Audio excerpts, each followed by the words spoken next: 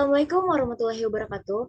Halo matematikawan, selamat datang di Greek Talk Show. Perkenalkan, aku Siti sebagai moderator pada Greek Talk Show kali ini. Oke teman-teman semua,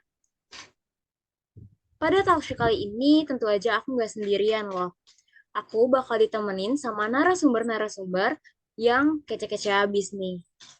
Yaitu ada Kak Agis, Kak Dinda, Kak Dalila, Kak Tiara, Kak Ica, dan Kak Nirmala. Nah, mereka ini merupakan mahasiswa semester 3 Pendidikan Matematika UIN Syarif Hidayatullah Jakarta. Halo kakak-kakak semua, Halo Kak Halo Siti. Kak, bagaimana nih kabarnya kakak-kakak semua? Alhamdulillah Kak baik. Alhamdulillah Alhamdulillah baik. baik. Alhamdulillah ya. Oke, teman-teman, biar nggak basa-basi nih, langsung aja yuk kita masuk ke topik talk show kita hari ini, yaitu Greek numbers atau angka Yunani.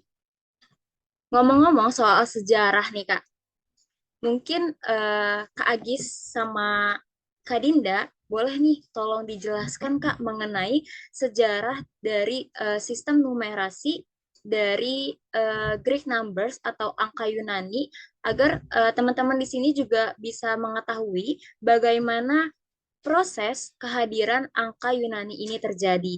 Nah, silakan kepada Kakak Agis dan Kakak Dinda untuk dijelaskan. Oke, baik. Terima kasih buat Kak Siti nih ya atas waktunya. Oke, di sini saya bakal ngejelasin tentang sistem numerasi Yunani klasik. Nah, jadi kalau kita ngomongin tentang sistem numerasi pada zaman Yunani kuno nih, itu tuh kita ngomongin tentang cara penulisan bilangan yang menggunakan alfabet Yunani, gitu. Nah, jadi matematika Yunani itu diyakini dimulakan oleh dua tokoh nih, yang bernama Thales. Oke, saya ulang. Jadi yang pertama itu matematika Yunani diyakini dimulakan oleh Thales dari Miletus dan juga satu lagi oleh Pitagoras dari Samos. Nah, meskipun perluasannya itu dipengaruhi karena ada persengketaan, mereka mungkin diilhami oleh matematika Mesir dan Babilonia. Oke. Nah, Yunani itu mengembangkan sistem numerasi sendiri. Nah, sistem Yunani kuno itu pada mulanya disebut dengan sistem Attik yang muncul sekitar tahun 600 sebelum Masehi. Nah, yaitu dilambangkan dengan sederhana, di mana angka 1 sampai 4 itu kita lambangkan dengan seperti lambang tongkat gitu. Misalnya kalau kita menyebut dengan angka 2, itu kita simbolkan dengan garis-garis kayak gini nih. Itu 2 dan seterusnya gitu. Pokoknya untuk 1 sampai 4 itu menggunakan garis-garis yang kemudian berkembang nih menjadi sistem Ionia atau alfabetis Yunani gitu.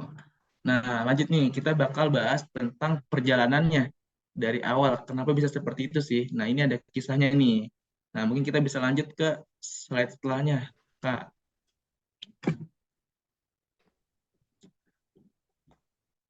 Oke, nah ini nih sejarah perkembangannya. Nah, jadi dulu itu di Yunani orang primitif itu hidup di dalam goa dan dia itu makanan primernya tuh. Dia itu mengandalkan makanan dari tanaman, pohonan dan juga berburu.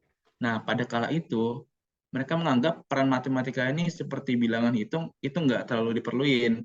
Nah, tapi pada akhirnya mereka tuh mulai sadar bahwa dalam persediaan dan peternakan ternyata hitung menghitung tuh kayak mulai dibutuhkan gitu.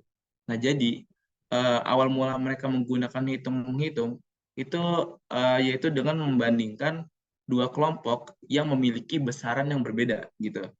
Nah, tapi sistem kayak gitu tuh nggak bisa nih dipakai pada kepastian pemilikan seseorang. Nah, sehingga mereka tuh mulai menggunakan hitung-menghitung dalam hal yang sederhana lainnya, yaitu dengan menggunakan kerikil, simpul tali, ranting, dan bahkan jari jemari mereka juga gitu. Nah, tapi nih, lagi-lagi hal itu tuh nggak cukup praktis, sampai mereka tuh kembali berpikir ulang untuk menggunakan bilangan pada sebuah lambang gitu. Lambang atau simbol yang menyatakan bilangan itu tuh kita sebut sebagai angka gitu.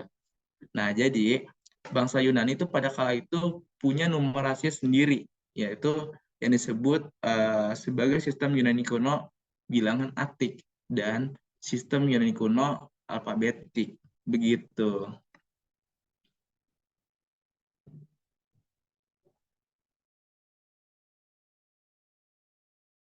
Oke, dari sini saya melanjutkan dari sejarah sistem numerasi ya. Jadi sejarah sistem numerasi pada zaman Yunani Helenistik. Nah, peradaban Helenistik tuh terjadi pada saat kapan sih? Nah, peradaban Helenistik ini itu bermula pada abad ke-5 sebelum Masehi. Dia di bawah kepemimpinan Iskandar Agung. Nah, yaitu berhasil menaklukkan wilayah pesisir Laut Tengah di bagian timur, Mesir, Mesopotamia, dataran tinggi Iran, Asia Tengah, dan beberapa bagian dari India, yang menjadi awal dari penyebaran bahasa dan budaya Yunani ke seberang lautan. Sehingga nih, matematika Yunani ini berpadu dengan matematika Mesir dan matematika Babilonia juga. Dan itu yang membangkitkan matematika pada periode Helenistik.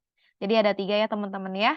Ada dari gabungan matematika Yunani, matematika Mesir, dan matematika Babilonia yang menjadi atau membangkitkan adanya sejarah zaman Yunani Helenistik. Nah, bangsa Yunani ini telah mengenal tulisan dan sistem bilangan sebelumnya. Nah, mereka ini mengadopsi metode bangsa Mesir dalam penulisan bilangan-bilangan karena metode bangsa Mesir sangat kompleks dalam perhitungan. Nah, hasil adopsi metode penulisan bilangan bangsa Mesir kemudian dirubah nih sama bangsa Yunani dengan menggunakan huruf-huruf abjad. Nah, huruf-huruf yang digunakan itu adalah huruf pertama dari nama masing-masing bilangan. Sehingga bangsa Yunani ini mempunyai 2 sistem bilangan yang akan nanti dijelaskan sama kakak berikutnya ya. Ada 2, yaitu sistem Atik dan sistem alfabetik. Saya kembalikan lagi ke moderator.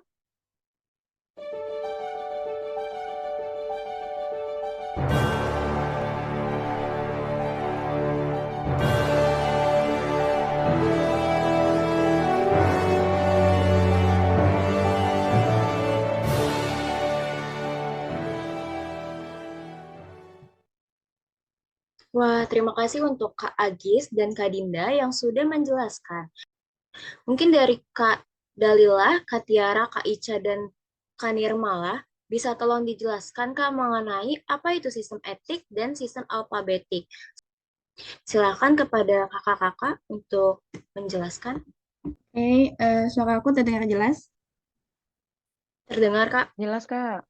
Oke, kita lanjut ke sistem numerasi Yunani kuno. Tadi sudah disinggung sedikit ya oleh pemateri pertama dan kedua bahwa sistem numerasi Yunani kuno ini ada 2, yaitu sistem numerasi akroponik dan sistem numerasi alfabetik. Boleh di next, Kak. Oke, sistem bilangan akroponik adalah sistem bilangan yang menggunakan lambang-lambang untuk angka yang berasal dari huruf pertama dari nama angka. Sistem bilangan akroponik digunakan oleh orang Athena sebagai tanda khusus setiap angka. Sistem bilangan akroponik digunakan di abad ke-8 sebelum Masehi. Sistem bilangan akroponik juga disebut dengan sistem bilangan etik karena sistem ini ditemukan di reruntuhan Yunani yang dinamakan etik. Ini contoh untuk simbol dari bilangan akroponik dari 1 sampai 90.000. Untuk penjelasannya ada di slide selanjutnya. Jadi boleh di next. Oke, sistem bilangan akroponik itu sistem yang sederhana karena angka 1 dilambangkan dengan tongkat, 2, 3, dan 4 dilambangkan dengan pengulangan tongkat. Untuk angka 10, untuk angka 5, 10, 100, 1000, dan 10.000 ini dilambangkan dengan bentuk yang khusus. Untuk 5, itu dilambangkan seperti huruf R, itu diambil dari huruf pertama nama bilangan 5 dalam bahasa Yunani, yaitu pente. Lalu untuk 10 dilambangkan seperti segitiga, itu juga diambil dari huruf pertama nama bilangan 10 dalam bahasa Yunani, yaitu deka. Lalu ada 100 yang dilambangkan dengan huruf H, dia diambil juga dari huruf pertama nama bilangan Yunani, 100 yang disebut juga dengan hekaton.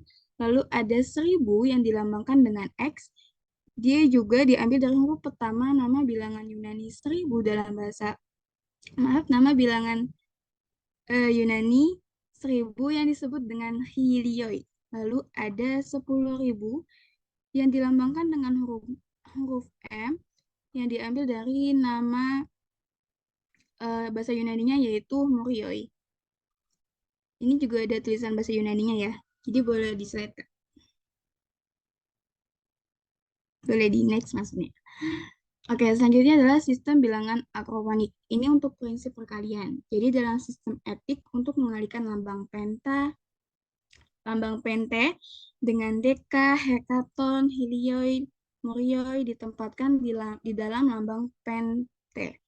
Contohnya 50. 50 itu kan sama dengan 5 dikali 10. Itu juga sama dengan pente dikali deka. Jadi posisi dekanya ada di dalam pente. Selanjutnya 500 itu juga 5 dikali 100, yaitu pente dikali dengan hekaton, posisi hekatonnya ada di dalam pente. Begitu pula dengan 5.000 dan 50.000. Boleh di next, Kak. Oke, ini untuk lambang bilangan 50 dalam setiap negara kota Yunani ini mempunyai perbedaan bentuk ya. Perbedaan lambang disebabkan karena setiap negara kota Yunani memiliki sistem pertimbangan dan sistem keuangan yang berbeda-beda. Lalu apa sih kegunaan dari sistem bilangan akroponik? Nah, jadi sistem bilangan akroponik ini digunakan untuk mencatat berat, takaran, menghitung uang, dan lain-lain. Di sini ada satuan dasar uang pada masa itu, ada drachma, ada talents, ada obol, di mana dalam setiap satuan itu mempunyai lambang bilangan yang berbeda-beda. Kalau drachma ini ada tanda warna merahnya, itu dilambangkan seperti huruf T yang menghadap ke kiri. Lalu ada talents ini sebanding dengan 6.000 drachma. Dia itu seperti huruf T persis. Untuk obolnya di sini ada satu chalkos dilambangkan dengan X, ada satu quarter obol dilambangkan dengan C terbalik atau T, ada satu half atau setengah obol dilambangkan dengan C, ada satu obol atau 1/6 drachma dilambangkan dengan I atau O. Next, Kak. Oke, untuk aturan penulisannya ini nanti akan dijelaskan oleh rekan saya, yaitu Nirmala. Boleh kan Nirmala dilanjut? Baik, terima kasih Kak Jalila. Saya akan melanjutkan tentang aturan penulisan sistem bilangan akroponik. Nah, di sini ada dua prinsip yang bisa kita manfaatkan, yaitu pertama adalah prinsip aditif, dan yang kedua itu prinsip multiplikatif. Nah, prinsip aditif ini adalah bilangan yang merupakan hasil penjumlahan nilai-nilai lambangnya. Nah, contohnya itu bisa kita lihat dari 32. Nah, 32 ini bisa kita pecah menjadi 10, ditambah 10, ditambah 10, ditambah 1, ditambah 1. Nah, jadinya bisa kita tulis dengan 3 JK dan 2 tongkat. Nah, yang kedua ada prinsip multiplikatif, yaitu setiap lambang dasar yang sama dapat disingkat dengan menggunakan lambang tertentu. Nah, ini contohnya bisa kita lihat dari bilangan 50 yang bisa kita jabarkan menjadi 10 ditambah 10, ditambah 10, ditambah 10, dan ditambah 10. Nah, jadi bisa kita tulis dengan 5 GK. Tapi biar kita persingkat, bisa kita tulis dengan kombinasi pente dan GK. Nah, selanjutnya bisa dilihat contoh yang lain. Selanjutnya saya serahkan kepada Kak Tiara.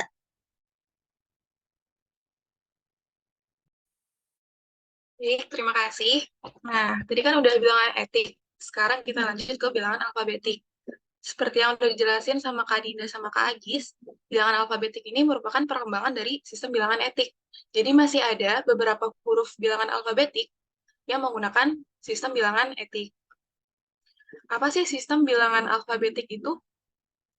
Sistem bilangan alfabetik atau bisa juga disebut dengan Ionia adalah sistem bilangan yang penulisannya menggunakan alfabet sebagai lambang bilangan.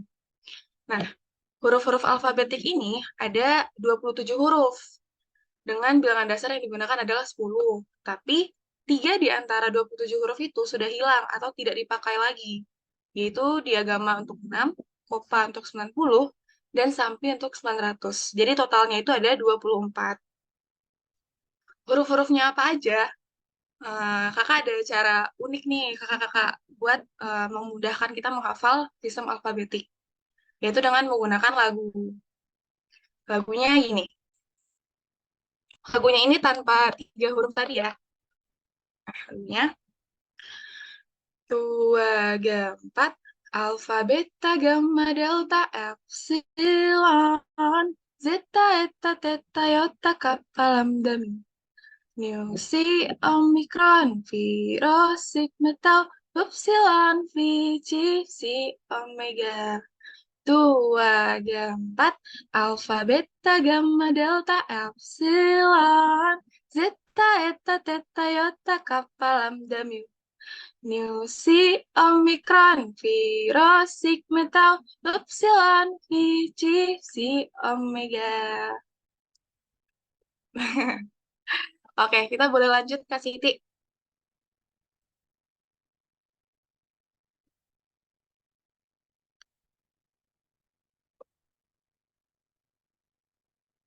Nah, jadi bilangan alfabetik ini dibagi menjadi beberapa, yaitu pertama adalah bilangan satuan. Bilangan satuan itu dari 1 sampai 9. Kan ada 3 baris ya. Paling atas itu untuk huruf kapital, di tengah-tengah adalah huruf biasa atau huruf kecil, yang terakhir itu angkanya. Itu 1 tadi alfa, 2 beta, 3 gamma, 4 delta, 5 epsilon, 6 yang sudah tidak dipakai lagi, itu sebutannya van, 7 zeta, 8 eta, dan 9 theta, yang sudah sering kita pakai ya, theta. Terus untuk bilangan puluhan itu dari huruf 10, dari 10 sampai 90. Karena bilangan dasarnya adalah 10, jadi belasan nggak ada ya di sistem bilangan alfabetik. 10 itu adalah iota, 20 kappa, 30 lambda, 40 mu, 50 mu, 60 si, 70 omikron, 80 pi, dan 90 yang sudah tidak dipakai lagi adalah kopa. Oke, next, Kak. Nah, lalu ada bilangan ratusan. Bilangan ratusan terdiri dari 100 sampai 900. 100 itu rho, 200 sigma, 300 tau, 400 upsilon, 500 pi, 600 chi, 700 psi, 800 omega, dan 900 sampi. Nah, untuk bilangan ribuan, itu menggunakan huruf kapital dari bilangan satuannya. Misalnya itu 1000 berarti memakai alfa, cuma di atasnya ada sisipan iota gitu. Buat di atas dari ribuan, yaitu 10.000, 20.000, menggunakan etik yang tadi nih, kayak Kakak Dalilah menjelasin, yaitu M ya Kak lambangnya, untuk 10.000. Itu kalau nggak salah sebutannya Murioi. Murioi. Nah, untuk 10.000 ke atas ini menggunakan huruf M, dan di atasnya itu menggunakan satuannya. Jadi kalau misalnya di contoh itu 20.000, berarti M, di atasnya menggunakan beta. Beta yang artinya 2. Gitu. Next, Kak.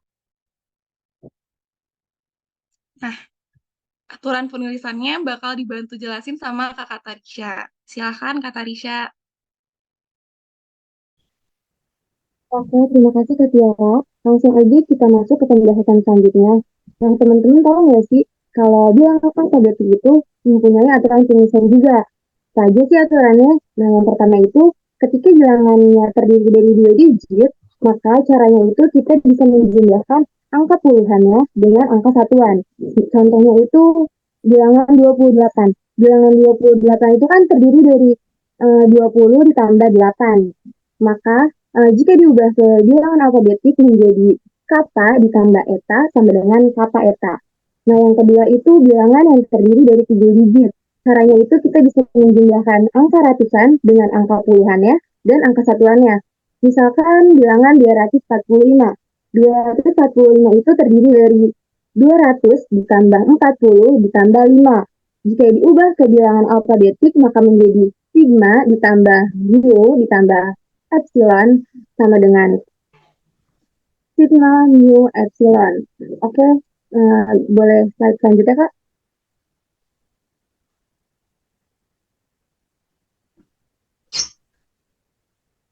Yang ketiga itu bilangan yang terdiri dari 4 digit atau ribuan. Caranya itu kita bisa membuahi tanda aksen. Mungkin tadi ada sedikit kesalahan di bagian Tiara, Kak Tiara. Di situ tuh di atasnya kita buahi tanda aksen ya, bukan iota. Contohnya itu 2000. 2000 itu kita bisa tulis dengan beta aksen. Beta itu 2, aksen itu ribuan, jadi 2000-an. Contoh yang kedua itu 1483. Kita ubah jadi dengan alfabetik menjadi alfa aksen, epsilon, pi, gamma. Yang keempat itu bilangan yang terdiri dari 5 digit atau lebih. Kita bisa menaruh angka yang bersangkutan di atas tanda M. Tanda M itu yang tadi udah disinggung sama Kak Tiara, karena itu menyimbolkan 10.000. Contohnya itu 30.000 kita bisa tulis dengan gamma M. Ini harusnya tulisannya di atas ya, M-nya itu sebagai M-nya itu sebagai 10.000, Y-nya itu harus kita taruh di atas simbol M. Yang kedua itu 20.334. Kita bisa tulis beta, M, tau, lambda, delta. Selesai sudah pembahasan tentang aturan penulisan alfabetik. Selanjutnya kita kembalikan ke karya. Oke, kita lanjut. Mungkin dari Kak Ica dan Kak Nirmala bisa dijelaskan tentang operasi dari bilangan Yunani tersebut. Baik, terima kasih Kak Siti atas kesempatannya. Jadi, saya akan membahas tentang operasi bilangan Yunani. Bisa tolong di next?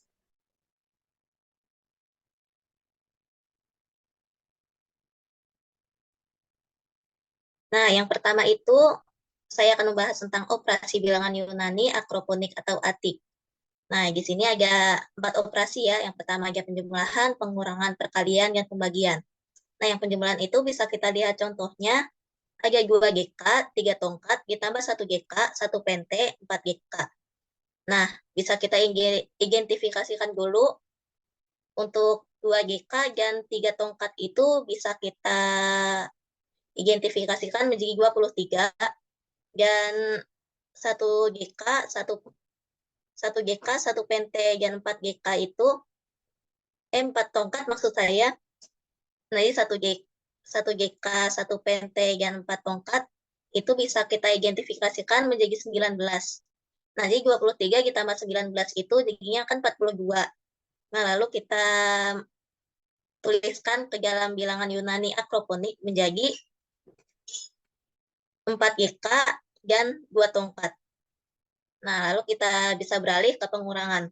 Nah, pengurangan ini salah satu contohnya yaitu 1 pente dan 4 tongkat dikurang dengan 1 pente. Nah, kita identifikasikan. Jadi itu 1 pente itu dan 4 tongkat itu kan 9 ya. Lalu 1 pente itu 5. Jadi 9 dikurang 5 hasilnya 4. Nah, 4 itu kita tuliskan lagi ke bilangan Yunani akroponik. Jadinya 4 tongkat. Nah, lalu ada operasi perkalian juga. Ini bisa kita lihat ya. 1 GK dan 1 tongkat dikali 1 GK dan 1 tongkat. Nah, 1 GK 1 tongkat itu kan 11. Jadi 11 dikali 11 hasilnya 121. Kita tulis ke dalam bilangan Yunani akroponik hasilnya menjadi 1 hekaton, 2 GK, dan 1 tongkat. Selanjutnya bisa dijelaskan oleh Tarisha. Oke, terima kasih Kak Nirmala. Nah, tadi itu kan kita udah membahas tentang aturan penulisan bilangan Yunani ya. Nah, di operasi bilangan Yunani alfabetik ini berkaitan dengan aturan penulisan yang tadi loh. Di sini tuh ada 4 operasi, yaitu ada penjumlahan, pengurangan, perkalian, dan pembagian. Di sini aku akan membahas satu-satu dari contoh operasi bilangan alfabetiknya. Yang pertama itu penjumlahan. Di sini ada 5 ditambah 2 itu sama dengan 7. Ketika diubah menjadi bilangan alfabetik itu menjadi epsilon ditambah beta sama dengan zeta. Epsilon itu 5, beta itu 2, dan zeta itu 7. Yang kedua itu ada pengurangan. Contohnya itu 10 dikurangi 3 itu sama dengan 7, Berarti jika diubah ke bilangan alfabetik menjadi delta, masih delta dikurangin gamma sama dengan zeta. Yang ketiga itu ada perkalian. Contohnya itu 4 dikali 7 itu kan sama dengan 28. Maka jika diubah ke bilangan alfabetik, jadinya delta dikali zeta sama dengan kappa eta. Nah, kappa eta itu kan 28. 28 itu balik lagi ke aturan penulisan bilangan alfabetik yang tadi. 20 ditambah 8. 20-nya itu kappa dan 8-nya itu eta. Jadi 28 itu kappa eta. Oke, sekian pembahasan dari aku. Kembalikan ke Karya. Oke, terima kasih kepada Kak Ica dan Kak Nirmala. Tadi kita udah mengetahui operasi bilangan Yunani. Oke, terima kasih Kak Ica dan Kak Nirmala. Aku juga mau ngucapin banyak terima kasih kepada kakak-kakak sekalian atas ilmunya yang sangat bermanfaat banget nih tentunya untuk kita semua. Dan terima kasih juga untuk kakak-kakak yang sudah meluangkan waktunya untuk hadir di talk show kita kali ini.